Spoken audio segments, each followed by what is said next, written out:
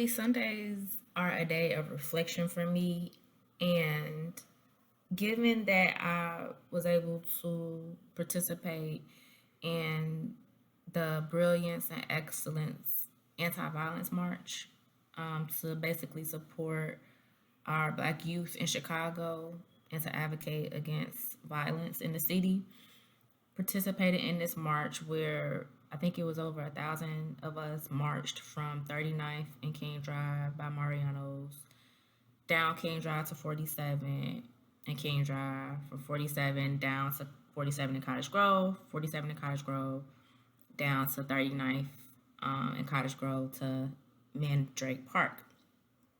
So I am processing this download that I got this morning. When I woke up, first thing I did, I opened my phone and I get these emails about Chicago news. So I opened up the email and I'm scrolling and I'm seeing is stuff about shootings. Oak Park shooting, two-man shot while working on a car in a car body shop in Chicago. So at that point, I'm like, okay, let me click off. I literally just opened my eyes not too long ago.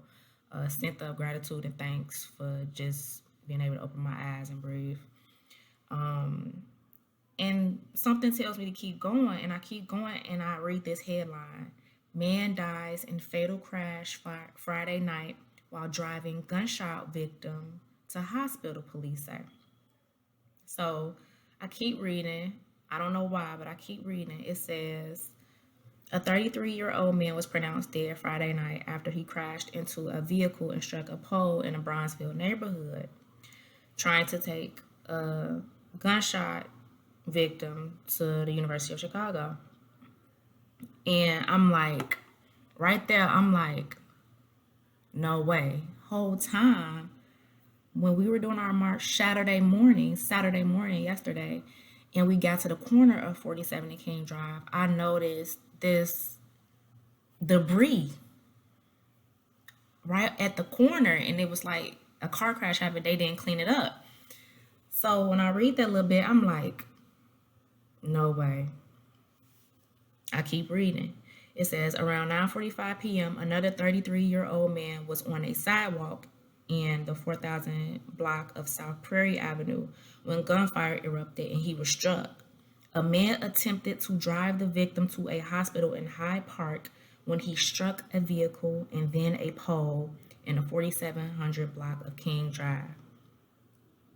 The gunshot victim was taken by paramedics to the University of Chicago, where he was listed in fair condition with gunshot wounds to left hand and left foot. The driver also was taken to the same hospital where he was pronounced dead. As of Saturday morning, the driver had not been identified, and detectives are still investigating the shooting.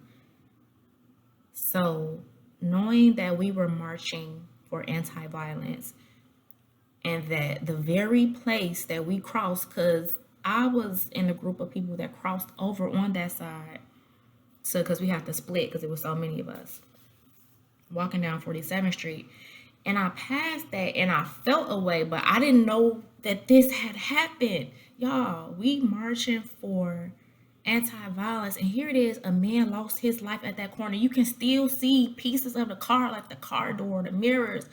You can still see that he was trying to save a gunshot wound victim. Luckily, the person that got shot survived, but he didn't.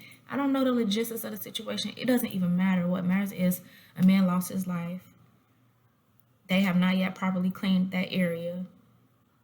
And the crazy thing is, there were two signs from our march right in the midst of all that debris. And I'm just like, it had me feeling away because one, it made me feel like what we were out there doing was necessary.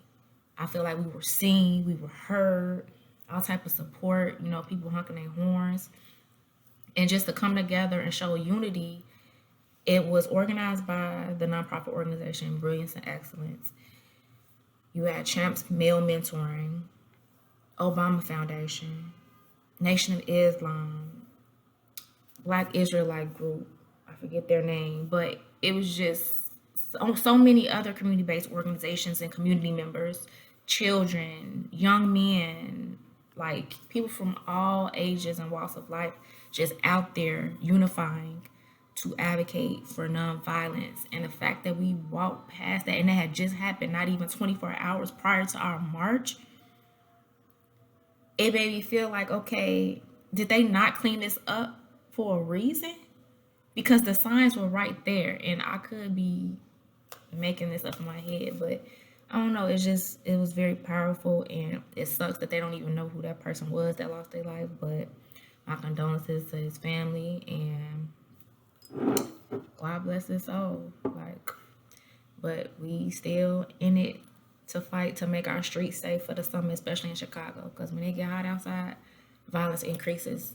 And yeah, and I'm glad that that person that the man was trying to save survived. Like, that's such a blessing. That's such a blessing. But yeah, until next time.